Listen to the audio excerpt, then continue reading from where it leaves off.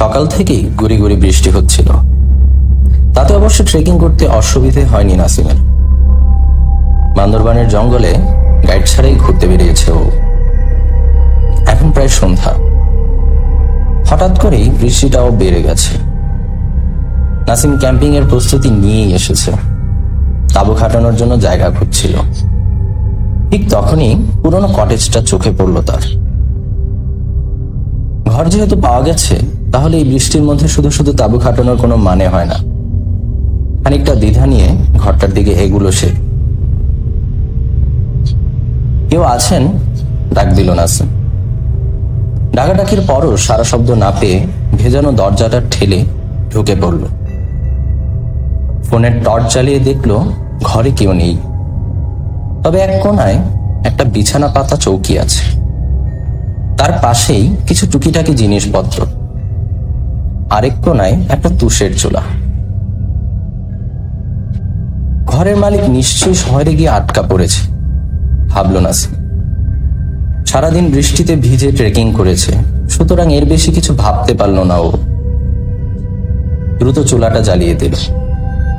তারপর জামা কাপড় পাল্টে সাথে করে আনা শুকনো খাবার খেয়ে চৌকিতে শুয়ে পড়ল এবং সাথে সাথেই গভীর ঘুমে তলিয়ে গেল। হঠাৎই এক অস্বস্তি নিয়ে ঘুম ভাঙল নাসিমের। চুলাটা তখনও বেশ জ্বলছে। ফোনে সময় দেখল, 1:45 বাজে। হঠাৎ চোখ পড়ল পশ্চিমের দেয়ালে। 3টা ফ্রেমে 3জন মানুষের বিষণ্ণ মুখের ছবি ঝুলছে সেখানে। অবাকই হলো নাসিম।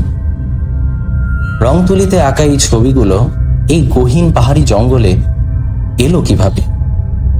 তাছাড়া সন্ধেবেলায় তো এগুলো চোখে পড়ল না। চিন্তিত মুখে ছবিগুলোর দিকে তাকিয়ে থাকতে থাকতেই আবার ঘুমের দেশে হারিয়ে গেল নাসিম। আবারও আচমকা ঘুম ভাঙল নাসিমের।